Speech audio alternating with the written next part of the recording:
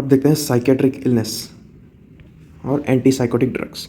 अब दो तरीके की डिसीज होती है साइकेट्रिक इलनेस, पहली साइकोसिस और दूसरी न्यूरोसिस। साइकोसिस में देर इज़ नो इनसाइट, मतलब पेशेंट इज़ अनअवेयर ऑफ इस डिसीज। कि साइकोसिस में पेशेंट इज़ अनअवेयर ऑफ इस डिसीज, न्यूरोसिस में उसमें patient is aware of the disease, patient को पता होता है कि मेरे को ये डिसीज़ है। साइकोसिस में आती है schizophrenia, mood disorder like mania. Mania में बहुत ज़्यादा एक्साइटेशन होती है, डिप्रेशन में बहुत ज़्यादा डिप्रेस्ड होता है, लो फील करता है पेशेंट। मेनिक डिप्रेसिव साइकोसिस या बाइपोलर डिसऑर्डर, तो ये सारी साइकोसिस।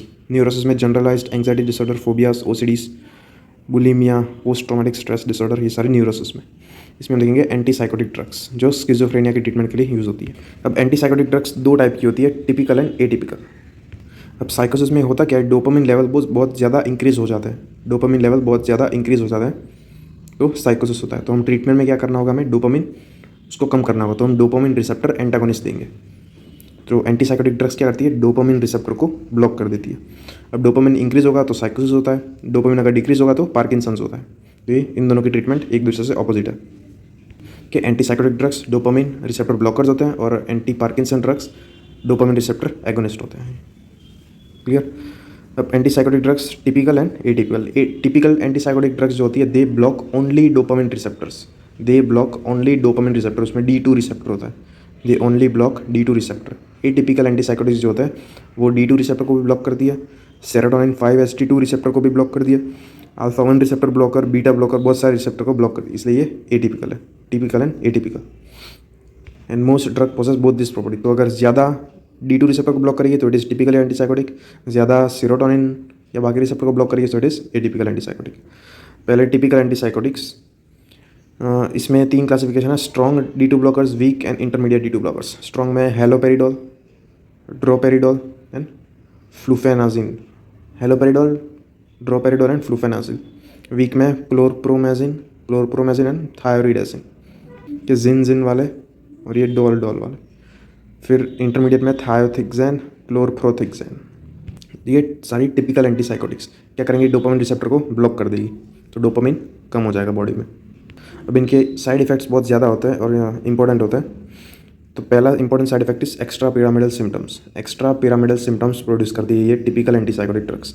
उसमें ये 4 चीज़ें आती है, dystonia which is earliest, akathisia, parkinsonism and tardive dyskinesia.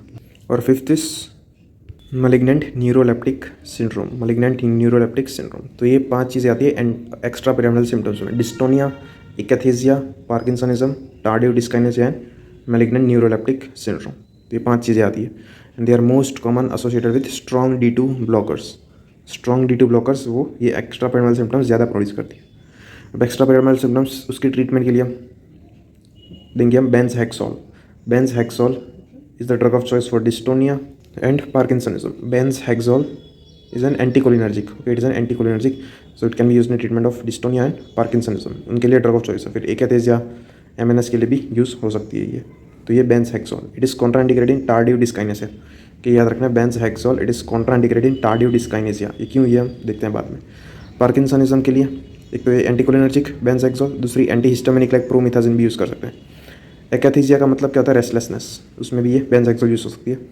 Malignant neuroleptic syndrome, it is most lethal, इसमें सीवियर मसल रिजिडिटी होती है and it is late side effect, late present होती है ये side effect, hyperthermia and hypotension. तो ये malignant neuroleptic syndrome. फिर तो ये डिस्टोनिया।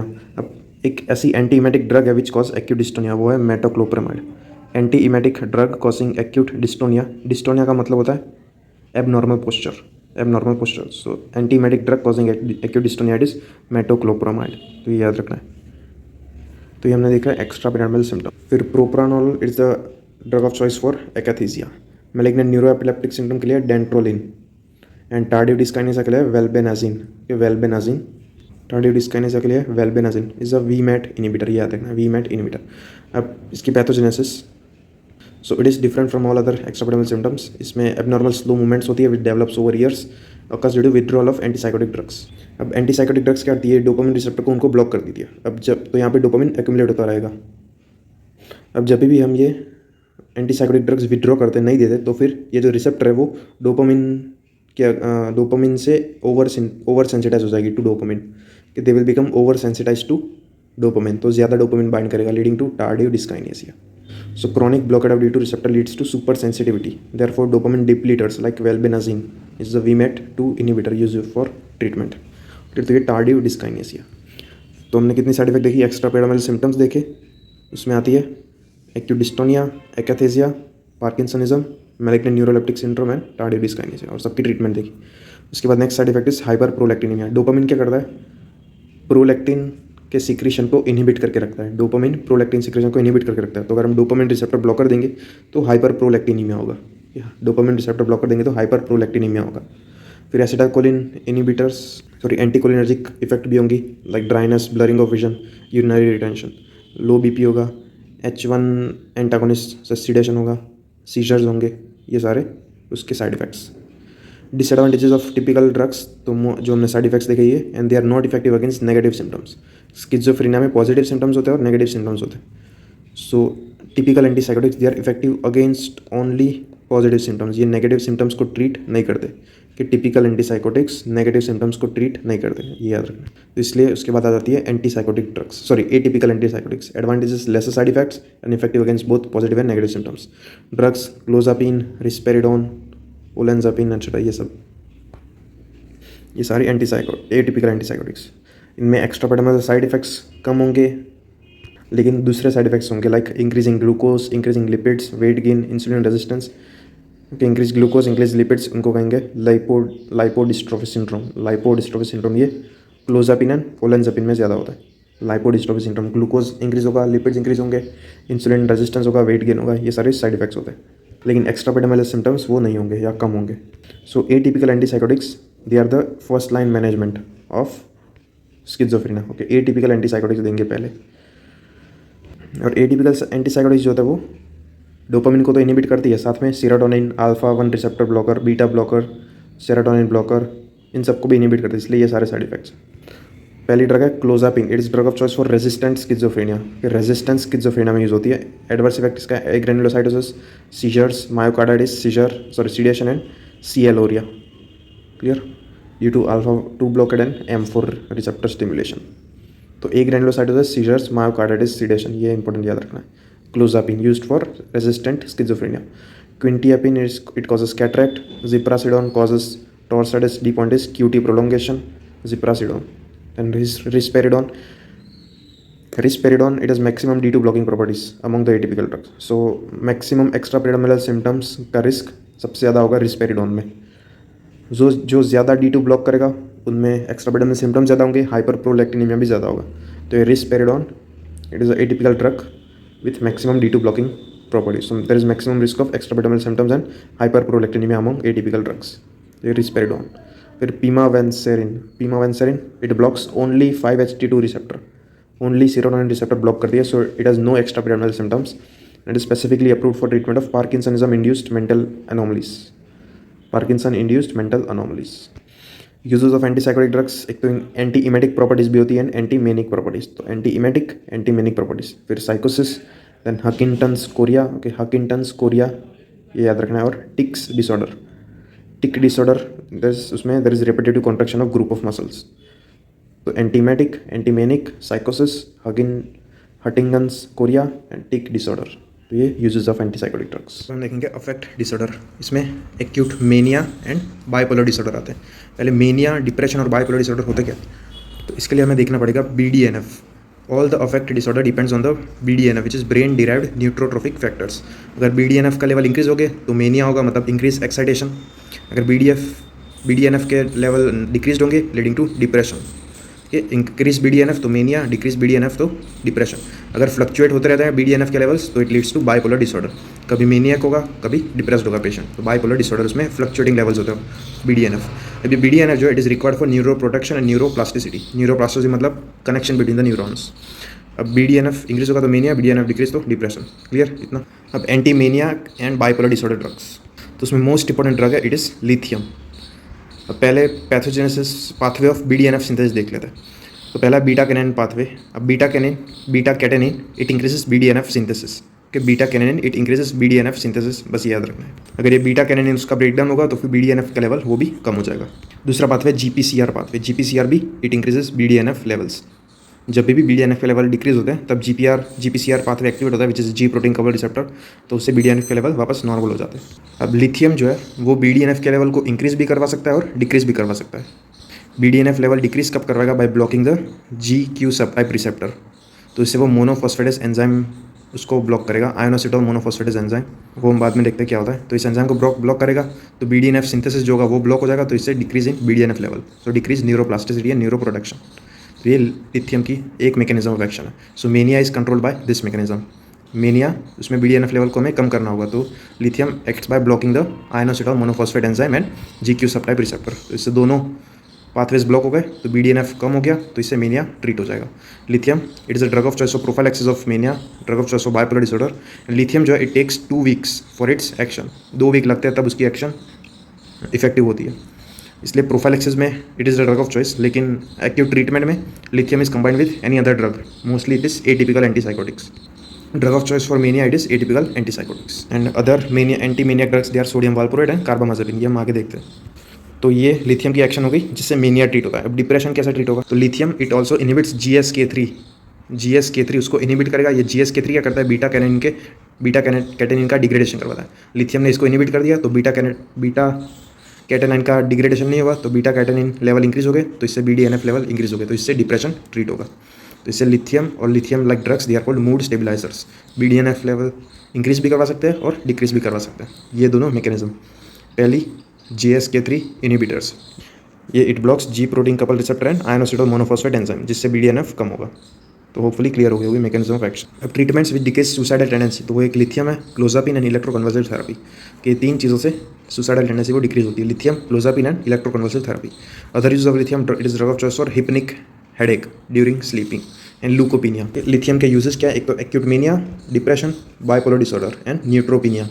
लिथियम जो है वो ल्यूकोसाइटोसिस करवाता है, इंक्रीज इन WBC, तो न्यूट्रोपीनिया, ल्यूकोपीनिया के लिए यूज़ हो सकता है ये लिथियम। अब उसके बाद side effects of lithium. Lithium GPCR block करता है ब्रेन में, और 2 जगह पे भी ब्लॉक करता है। एक तो है vasopressin receptor, vasopressin 2 receptor, and दूसरा TSH receptor, thyroid stimulating hormone. Vasopressin receptor inhibit होगा तो एंटी डायूरेटिक हार्मोन वो इनिबिट हो जाएगा, तो उससे डायूरेसिस या यूरिन आउटफ्लो इंक्रीज हो जाएगा, leading to nephrogenic diabetes insipidus.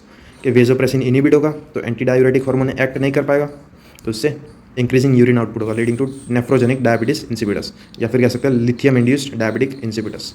ये पहला साइड इफेक्ट। दूसरा ये TSH रिसेप्टर उसको भी इनिबिट करता है, तो TSH लेवल्स लो होंगे, लीडिंग टू हाइपोथायरॉइडिज्म। क्लियर? ये मेन 2 इसके side effect. Other side effects are tremors, increasing parathyroid hormone leading to hypercalcaemia, then acne, obesity, worsening of psoriasis, and lithium is a teratogenic drug. It causes Ebstein anomaly, which is a cardiovascular defect in the newborn, Epstein anomaly. So it is a teratogenic drug, and lithium is contraindicated in first trimester of pregnancy. A drug of choice for mania during pregnancy, it is atypical antipsychotics. Okay, only atypical antipsychotics. Normally mania के treatment में हम atypical antipsychotics plus lithium देते हैं, लेकिन during pregnancy only atypical antipsychotics। इसमें aripiprazole is the preferred atypical antipsychotics. अब actions of lithium, तो उसका निमोनिक है लिथियम एक्शन। ये LI है ल्यूकोसाइट्स इंक्रीज, तो ल्यूकोसाइटोसिस करवाता है। फिर T से tremors, hypothyroidism, increase urine, nephrogenic diabetes insipidus. M से है avoid in mothers, leading to Ebstein anomaly in the newborn. Acne, calcium level increase करवाता है। T wave changes, incoordination, ataxia, slurred speech etcetera, tremors भी आ गया। Then O से obesity, N से nausea, vomiting, diarrhoea, and S से seizures. तो ये लिथियम एक्शंस, उसका निमोनिक। उसके बाद लिथियम टॉक्सिसिटी देखते हैं। Normal therapeutic range of lithium should be around 1 milli equivalent per litre. Lithium toxicity हम कब कहेंगे? जब more than 1.5 milli equivalent per litre उसकी वैल्यू हो जाएगी, कि normal is 1, more than 1.5 is lithium toxicity. And lithium toxicity हो गई तो उसका treatment is dialysis indicated when more than 4 milli equivalent per litre उसकी थेरापेटिक रेंज हो जाए तब। कि lithium it has low therapeutic index, so it is unsafe, so constant blood and electrolytes monitoring is required। Lithium में constant monitoring is required। Side effects toxicity के presentation, nausea, vomiting and profuse diarrhoea, ये उसका earliest presentation, nausea, vomiting and profuse diarrhoea. If not treated it can lead to ataxia, dysarthria, coarse tremors, arrhythmia, seizures and coma. And dialysis is the treatment for lithium toxicity. Drugs causing lithium toxicity, तो पहला है thiazide, कि thiazide जो lithium का excretion नहीं करवाता, सिर्फ नाम याद रखना, thiazide and lisinopril which is a RAS inhibitor, and indomethacin which is a NSAID. तो ये 3 ड्रग है, thiazide, lisinopril which is a RAS inhibitor, and indomethacin which is a NSAIDs. तो ये 3 ड्रग्स है विच कॉज लिथियम टॉक्सिसिटी, और ये ranges याद रखनी है। Dialysis indicated more than 4, normal is around 1 and lithium toxicity is when more than 1.5। तो इसके ड्रग इंट्रैक्शन इसमें इसके जैसे ये थायाजाइड्स जो increase lithium retention, then RAS inhibitors and NSAID जो डिक्रीज लिथियम क्लियरेंस तो increase lithium retention, then muscle relaxants. Lithium जो है it increases the effect of muscle relaxant, कि lithium it increase the effect of muscle relaxant, so it is stopped 24 to 48 hours before surgery. तो ये lithium के बारे में। Other drugs in mania and bipolar disorder mnemonic is voltage, valproate, carbamazepine, ऑक्सीकार्बाजेपिन, lamotrigine which is a anti epileptic के, lamotrigine, topiramate, antipsychotic, उसमें atypical antipsychotic का preparation gabapentin. तो ये अदर ड्रग्स का यहाँ पे दूसरा टेबल दिया है, ये मेनिया की ट्रीटमेंट के लिए, ये डिप्रेशन की ट्रीटमेंट के लिए। Overall they are use for bipolar disorder treatment. Overall drug of choice for bipolar disorder is lithium. तो उसके बाद देखेंगे हम ड्रग्स फॉर पार्किंसनिज्म। अब जो पार्किंसनिज्म है it is a neuro degenerative disease. इसमें होता क्या है, there is a degeneration of dopaminergic neurons in the basal ganglia of brain, कि there is degeneration of dopaminergic neurons in the basal ganglia of brain। तो उसकी वजह से क्या होगा, डोपामिन रिलीज ब्रेन में कम हो जाएगा। अब there is normally balance between dopamine and acetylcholine. Acetylcholine जो है it is a excitatory neurotransmitter, dopamine is a inhibitory neurotransmitter. अब डोपामिनर्जिक न्यूरॉन्स का डिजेनरेशन होगा तो डोपामिन कम हो जाएगा, तो एसिटाइलकोलिन इंक्रीज होगा रिलेटिवली, तो एक्साइटेशन इंक्रीज हो जाएगी। तो पार्किंसन में ये होता है, inhibitory neurotransmitter dopamine it is decreased, so there is relative increase in the cholinergic neurotransmitter acetylcholine। अब पार्किंसनिज्म में ट्रायड देखने को मिलता है, 3 चीज़ें होती है। पहला है tremor, bradykinesia and rigidity. Tremor, bradykinesia and rigidity, साथ में पोस्चरल अबनॉर्मलिटी, गेट अबनॉर्मलिटी, वो भी देखने को मिलती है। अब there are 2 ways to treat parkinsonism. पहला इंक्रीज द डोपामिन एंड दूसरा डिक्रीज एसिटाइलकोलिन। अब डोपामिन कैसे एक्ट करता है बॉडी में वो देखते हैं। ये डोपामिनर्जिक न्यूरॉन है, प्री सिनेप्टिक न्यूरॉन, यहाँ से टायरोसिन में से डोपा बनेगा, फिर डोपामिन बनेगा, वो डोपामिन वेसिकल में जाएगा, वेसिकल फिर रिलीज होगा और वो जाएगा फिर डोपामिनर्जिक रिसेप्टर में, D2 रिसेप्टर जो होता है वो, तो इससे फिर डोपामिन अपनी एक्शन करेगा। अब यहाँ पे जो डोपामिन है it will be degraded by MAO and COMT, ये दोनों चीज़ें which degrades dopamine. Mono amino oxidase कुछ है, कैटेकोलामाइन, ओ मोनोटायरो, सिर्फ माओ एंड कॉम्ट। तो इसमें 4 तरीके से हम डोपामिन लेवल इंक्रीज कर सकते हैं। पहला, हम डोपामिन प्रीकर्सर दे सकते हैं। दूसरा, हम ये डोपामिन रिसेप्टर एगोनिस्ट दे सकते हैं। तीसरा, हम डोपामिन की रिलीज इंक्रीज करवा सकते हैं। चौथा, हम डोपामिन का डिग्रेडेशन कम कर सकते हैं। तो ये 4 तरीके से हम डोपामिन लेवल इंक्रीज कर सकते हैं। तो पहला है levodopa which is dopamine precursor. अब लीवोडोपा हम देंगे तो वो जाएगा, वो ब्लड ब्रेन बैरियर को क्रॉस कर सकता है, तो वो ब्रेन में जाएगा, वहाँ से फिर लीवोडोपा कन्वर्ट होगा into dopamine with the help of dopamine decarboxylase, dopa decarboxylase. अब प्रॉब्लम ये है कि ये डोपा डीकार्बोक्सिलेज है वो ब्रेन में भी होता है और पेरिफेरी बॉडी में भी होता है हमारे। तो there is peripheral conversion of levodopa into dopamine with the help of peripheral dopa decarboxylase. तो ब्रेन में उसकी इफेक्ट से ज़्यादा पेरिफेरल साइड इफेक्ट्स ज़्यादा होती है, क्योंकि पेरिफेरल कन्वर्जन वो ज़्यादा होता है। तो इसमें D1 स्टिमुलेशन होगा leading to hypotension, beta 1 stimulation arrhythmia and tachycardia, फिर अल्फा 1 स्टिमुलेशन तो हाइपोटेंशन, CTZ स्टिमुलेशन वोमिटिंग। ये डोपामिन फॉर्म होगा वो इन सबको स्टिमुलेट करेगा, तो उसकी वजह से अलग अलग पेरिफेरल सिस्टमिक साइड इफेक्ट्स होंगे, हाइपोटेंशन, वोमिटिंग, एरिथमिया, हाइपोटेंशन। तो इसको काउंटरफिट करने के लिए हम क्या देंगे, कार्बिडोपा दे देंगे।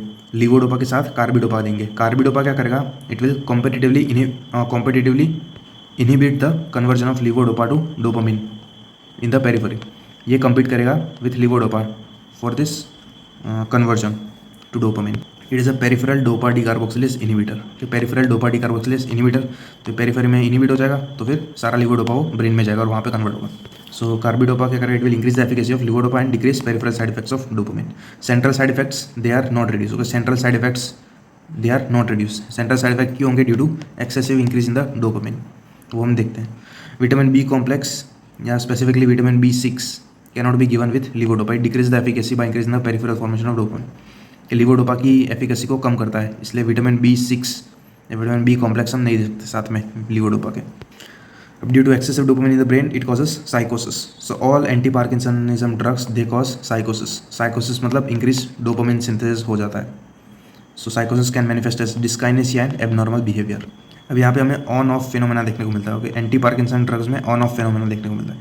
अब होता क्या है, हमने एक बार पेशेंट को लीवोडोपा दिया वो और फिर सिम्टम्स कम हो गए, लेकिन यहाँ पे पार्किंसन में क्या होता है, progressive degeneration of neurons.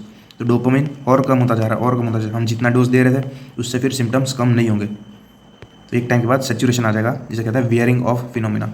After wearing off occurs leading to appearance of the symptoms, कि ड्रग्स देने के बाद भी सिम्टम्स रहेंगे, उसे कहते हैं वियरिंग ऑफ फिनोमिना। और एक्सट्रीम केसेस में on off phenomena occurs.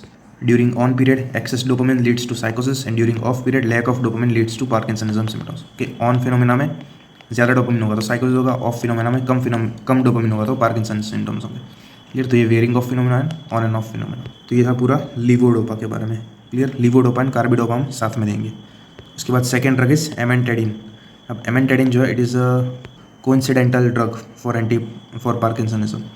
Normally it is a antiviral drug for influenza A virus, लेकिन it also increase dopamine release from the vesicles, कि जो डोपामिन वेसिकल्स थे उसमें से डोपामिन रिलीज इंक्रीज करता है एमेंटेडिन। अब नॉर्मली या mainly it is a NMDA receptor antagonist. NMDA receptor which is receptor for glutamate. Glutamate क्या, it is a excited neurotransmitter, तो उसको इनिबिट कर देगा, साथ में डोपामिन रिलीज उसको भी इंक्रीज करेगा, तो उससे कंबाइंड इफेक्ट आएगी। ग्लूटामेट कम होगा which is excited neurotransmitter, and dopamine increase होगा विच इज़ इनिबिटेड न्यूरोट्रांसमीटर। तो ये है एमेंटेडिन की action.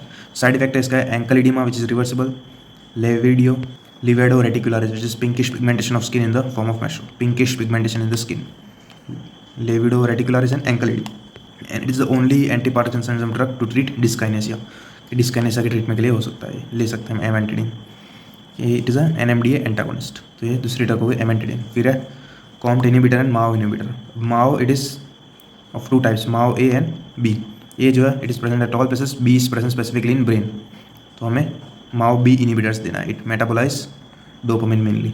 So selective MAO B inhibitors they are selegiline, rasagiline and safinamide. Safinamide is approve for on off phenomena in levodopa. Selegiline, rasagiline and safinamide कि ये dopamine का degeneration and degradation inhibit कर देंगे। फिर COMT inhibitors it includes entacapone, tolcapone, opicapone. उसमें tolcapone is hepatotoxic so not used. Opicapone approved for on off phenomena. On off phenomena के लिए दो है, सेफिनामाइड एंड ओपीकैपॉन। इसमें प्रेफर्ड इज एंटाकैपॉन। तो ये तीन टाइप के ड्रग्स देख ली। अब लास्ट बची हुआ dopamine agonist. They directly works on dopamine receptor के D2 रिसेप्टर्स होते हैं। ये अर्गो डेरिवेटिव्स होती है, non ergo derivatives. Ergo derivatives में आती है bromocriptine and pergolide. Non ergo derivatives में आती है प्रेमीपेक्सोल, रोपिनिरॉल एंड रोपिनिरॉल। उसमें सेफ जो होती है वो ये नॉन अर्गो डेरिवेटिव्स होती है, प्रेमीपेक्सोल। जो प्रेमीपेक्सोल एंड रोपिनिरॉल है they are drug of choice for parkinsonism. Pramipexole and ropinirole drug of choice for parkinsonism. Also drug of choice for restless leg syndrome. अब अर्गो डेरिवेटिव्स वो एक तो वेजो कंस्ट्रिक्शन करवाती है, उसकी वजह से गैंग्रीन होगा, दूसरा फाइब्रोसिस भी करवाती है long term use. Non ergo derivatives में ऐसा कुछ नहीं, गैंग्रीन भी नहीं होता, फाइब्रोसिस भी नहीं होता, इसलिए they are safest and long acting. Pramipexole, ropinirole, इसलिए they are the drug of choice for parkinsonism and restless leg syndrome. तो ये चार ड्रग्स हो गए। पहली थी हमने लीवोडोपा देखी, उसके बाद second एमेंटेडिन, third is Comte and Mao inhibitors and fourth is dopamine agonist. उसके बाद ड्रग इंड्यूस्ड पार्किंसनिज्म या सेकेंडरी पार्किंसनिज्म। अब ड्रग इंड्यूस्ड पार्किंसनिज्म मतलब कोई ड्रग हमने दी तो उसकी वजह से पार्किंसनिज्म हुआ, मतलब एसिटाइलकोलिन इंक्रीज हुआ या फिर डोपामिन डिक्रीज हुआ। तो ट्रीटमेंट इसके लिए होगी एंटीकोलिनर्जिक ड्रग्स। एंटीकोलिनर्जिक ड्रग जो एसिटाइलकोलिन कम करे। तो central anticholinergic drugs it includes benzhexol, benztropine, इसे याद रखना है, benzhexol, benztropine. Central anticholinergic drug. First generation antihistaminic drug भी दे सकते हैं। It includes promethazine, they can cross blood brain barrier, it has anticholinergic activity. ये प्रोमिथाजिन मेनली ये बेंजहेक्सोल यूज होती है, बेंजहेक्सोल, और अल्टरनेटिवली ये promethazine for drug induced parkinsonism. फिर drug of choice for parkinsonism pramipexole and ropinirole. Most effective drug it is levodopa पर plus carbidopa. Drug induced parkinsonism के लिए बेंजहेक्सोल। ये था पार्किंसनिज्म। उसके बाद एक और न्यूरोडीजनरेटिव डिसीज है which is Alzheimer disease. Alzheimer disease में क्या होता है, that is death of cholinergic neuron. Alzheimer's में डेथ ऑफ कोलिनर्जिक न्यूरॉन, फिर अमायोट्रोफिक लेटरल स्क्लेरोसिस उसमें death of motor neurons, and Parkinson में डेथ ऑफ डोपामिनर्जिक न्यूरॉन्स। तो ये तीन न्यूरोडीजनरेटिव डिसीज है। अल्जाइमर्स में ड्रग्स ट्रीटमेंट करके क्या यूज होगा, कोलिनर्जिक ड्रग्स, क्योंकि डेथ ऑफ कोलिनर्जिक न्यूरॉन रहा है, इसलिए अल्जाइमर्स में treatment is cholinergic drugs only for symptomatic relief. It blocks the enzyme acetylcholine esterase and increase the level of acetylcholine. Example is tacrine, rivastigmine, galantamine and donepezil. कि tacrine and rivastigmine याद रखें। इसमें tacrine is hepatotoxic so less preferred. Donepezil is the drug of choice. Donepezil is the drug of choice for Alzheimer's disease. Clear. फिर NMDA antagonist भी दे सकते हैं as an add on drug. फिर nootropic drugs very important. तो ये cholinergic drugs and NMDA antagonist for Alzheimer disease. फिर ये अमायोट्रोफिक लेटरल स्क्लेरोसिस के लिए पहली ड्रग है riluzole. It blocks glutamate receptors. In short जितनी भी ड्रग्स है they blocks neurodegeneration block करेंगे। तो पहली riluzole and second is edaravone which is a free radical scavenger. और last is baclofen which is a muscle relaxant. ये 3 drug होगी, baclofen, एडारावोन and रिलूजोल। देखेंगे सिडेटिव एंड हिप्नोटिक्स के बारे में। पहले का मतलब क्या होता है? सिडेशन का मतलब होता है एंग्जाइटी कम करना एंड कामिंग इफेक्ट प्रोड्यूस करना। सिडेशन मीन्स एंग्जियोलाइसिस या टू प्रोड्यूस कामनेस। और हिप्नोटिक्स मीन्स स्लीप इंड्यूसिंग। दोनों CNS डिप्रेसेंट ही है, लेकिन हिप्नोटिक्स जो है they are more CNS depressants. Hypnosis means sleep. तो क्लियर उनका मतलब। अब CNS डिप्रेशन कब होता है? जब इनहिबिटरी न्यूरोट्रांसमीटर रिलीज होता है लाइक गाबा। कि जब inhibitory neurotransmitter like GABA release होता है। अब ये गाबा करता क्या है? GABA it binds to the GABA receptor कि उसमें 4 सब यूनिट होता है, 5 सब यूनिट, 2 अल्फा 1 और 2 beta gamma, alpha beta gamma, ये उनके सब यूनिट्स होते हैं। गाबा रिसेप्टर में बाइंड किया, फिर क्या करेगा? गाबा रिसेप्टर ओपन हो जाएगा, क्लोराइड इन्फ्लक्स होगा कि क्लोराइड आयन अंदर आएगा, क्लोराइड आयन इन्फ्लक्स होगा, हाइपर पोलराइजेशन होगा, इसकी वजह से inhibition of the action potential होगा जो न्यूरॉन को रिलैक्स कर देगा। तो ये गाबा का फंक्शन होता है। तो हम सिंपली क्या करेंगे? गाबा ए रिसेप्टर एगोनिस्ट दे देंगे। गाबा रिसेप्टर एगोनिस्ट, ये जो रिसेप्टर है या जो चैनल है उसको ज़्यादा देर तक ओपन करके रखे या फिर क्लोराइन का इन्फ्लक्स बढ़ाए, वो हम करेंगे सिंपल। तो यहाँ पे 2 क्लास ऑफ ड्रग है, benzodiazepine and barbiturates. Benzodiazepine binds to at the junction of alpha and gamma sub unit, barbiturates binds at beta sub unit. अब जो बेंजोडाइजेपिन है इट फैसिलिटेट्स गाबा बाइंडिंग। मतलब अब ये जो ट्रांसमेम्ब्रेन प्रोटीन है, chloride channel है, वहाँ पे तीनों के रिसेप्टर होता है, गाबा के, बेंजोडाइजेपिन एंड बार्बिट्यूरेट्स के। अब बेंजोडाइजेपिन क्या करता है? यहाँ पे उसके रिसेप्टर बाइंड करेगा, वो फिर गाबा को फैसिलिटेट करेगा to influx more chloride ion. It facilitates GABA binding. तो ज़्यादा गाबा बाइंड करेगा तो क्लोराइड आयन ज़्यादा इन्फ्लक्स होगा, so it increases the frequency of chloride ion influx.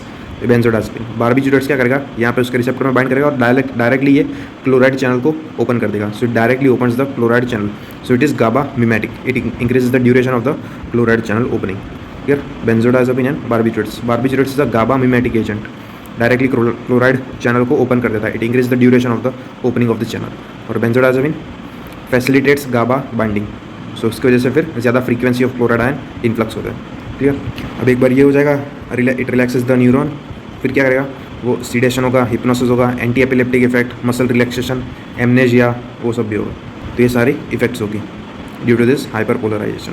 Sedation, hypnosis, anti epileptic effect, muscle relaxation, के एंग्जाइटी रिलीव होगी, analgesia होगा, ये सब होगा। एंटागोनिस्ट, तो बार्बिट्यूरेट्स का कोई एंटागोनिस्ट नहीं है, सिर्फ बेंजोडाइजेपिन का एंटागोनिस्ट या एंटीडोट है which is flumazenil. It is given intravenously for benzodiazepine toxicity. अगर ये हम देंगे so there is increase risk of seizures, ये याद रखना है। Antagonist of benzodiazepine is flumazenil. तो 2 ड्रग्स देख लिए हमने, बार्बिट्यूरेट्स, बेंजोडाइजेपिन। उसके बाद है जेड कंपाउंड्स। अब जो अल्फा सब यूनिट होता है क्लोराइड चैनल में, उसके भी 2 पार्ट है, अल्फा 1 एंड अल्फा 2। उसमें से अल्फा 2 जब एक्टिवेट होगा तो it has anti epileptic effect and muscle relaxation. जब अल्फा 1 एक्टिवेट होगा या स्टिमुलेट होगा तो it has sedation and hypnosis effect. अब ये जेड कंपाउंड्स क्या करता है? सिर्फ अल्फा 1 को स्टिमुलेट करता है, तो इसमें सिर्फ सीडेशन एंड हिप्नोसिस होगा, एंटी एपिलेप्टिक इफेक्ट नहीं होगा और मसल रिलैक्सेशन इफेक्ट नहीं होगा। बेंजोडाइजेपिन और बार्बिट्यूरेट्स वो इन दोनों को स्टिमुलेट करता है, तो ये चारों इफेक्ट होगी। लेकिन जेड कंपाउंड सिर्फ अल्फा 1 को स्टिमुलेट करता है, तो सिर्फ सीडेशन एंड हिप्नोसिस होगा। तो Z compounds they are used in treatment of insomnia, primarily used in treatment of insomnia. तो ये जेड कंपाउंड्स। उसके बाद पहले बेंजोडाइजेपिन, उसकी 3 क्लासेस है, short acting, intermediate and long acting. Longest acting they have least chance of dependence and withdrawal and maximum sedation it causes. Example is diazepam, chlordiazepoxide and flurazepam. Okay, diazepam, flurazepam and chlordiazepoxide, longest acting and maximum sedative effect and least chance of dependence and withdrawal. फिर है shortest acting, we are triazolam and midazolam, कि midazolam वो shortest acting में आता है। फिर intermediate acting है, lorazepam, temazepam, oxazepam etcetera. जितनी लॉन्ग एक्टिंग होगी उतना ही लेस चांसेस ऑफ डिपेंडेंस होगा, ये याद रखना है। उसके बाद uses of benzodiazepine, it uses includes anti epileptics, कि एंटी एपिलेप्टिक्स में IV लोराजेपाम इंटरमीडिएट एक्टिंग था, तो IV लोराजेपाम, फिर IV डायजेपाम भी यूज़ हो सकता है। So they are preferred in treatment of status epilepticus and single best drug of choice in status epilepticus it is lorazepam. फिर clonazepam जो है myoclonic seizure, absent seizure, infantile seizure, तो ये clonazepam के बाद uses. Clorazepate to treat partial seizure, clobazam ये syndrome and febrile seizure को febrile seizure. फिर इंट्रानेजली भी यूज़ हो सकता है to treat acute repetitive seizures. Then rectal diazepam is drug of choice for treatment and prophylaxis of febrile seizures at home. ये rectal diazepam treatment of prophylaxis of febrile seizures. फिर insomnia के लिए भी use हो सकता है कि insomnia के लिए भी यूज़ हो सकता है। Preferred are Z compounds. Anxiety treatment diazepam, clonazepam, chlordiazepoxide etcetera. Then muscle relaxation, only diazepam is used. Okay, muscle relaxation, then analgesia like intrathecal midazolam, and alcohol dependency withdrawal symptoms occurs in diazepam, clorazepam etc. तो ये सारे उसके uses anti epileptics में, insomnia के treatment में, anxiety treatment, muscle relaxation and analgesia. Anaesthetic agents की तरह भी यूज़ हो सकता है। साइड इफेक्ट इसका ए से एटेक्सिया, एमनेसिया, सी से कोमा, डी से ड्राउजीनेस, ई से erectile dysfunction, and there is paradoxical disinhibition या stimulation of anxiety, seizure, euphoria etcetera. तो इसके CNS साइड इफेक्ट्स। उसके बाद बारबिचूरेट्स गामा मिमेटिक एक्शन है, डायरेक्टली क्लोराइड चैनल को ओपन कर देता है, दे हैव गामा मिमेटिक इफेक्ट्स।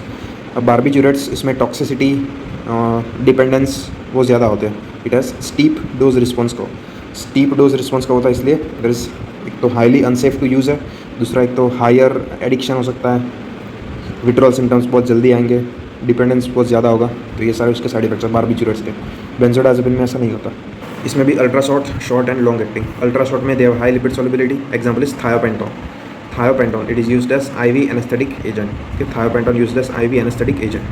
फिर शॉर्ट एक्टिंग में butobarbital, secobarbital, pentobarbital used as pre anaesthetic medication. Long acting में याद रखना phenobarbital is a drug of choice for treatment of seizures in neonates.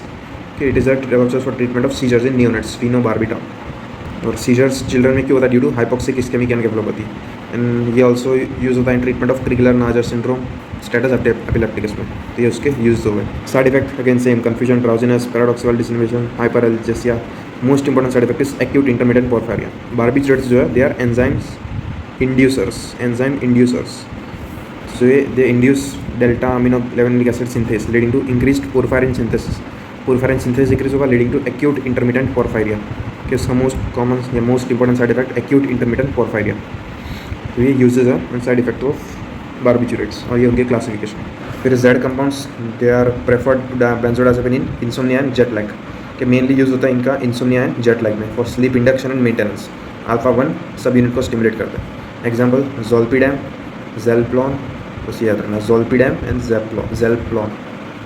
फिर और दो ड्रग्स है मेलाटोनिन एगोनिस्ट। अब मेलाटोनिन उसका फंक्शन कितना होता है वो देखते हैं। तो जब डार्कनेस होती है it stimulates pineal gland to release melatonin. Light जब होती है तो लाइट क्या करती है? पीनियल ग्लैंड को इनहिबिट करती है और मेलाटोनिन रिलीज नहीं होता। डार्कनेस जब होगी तब पीनियल ग्लैंड स्टिमुलेट होगा और वो फिर मेलाटोनिन रिलीज करेगा। Melatonin is responsible for physiological sleep induction. तो melatonin is responsible for physiological sleep induction.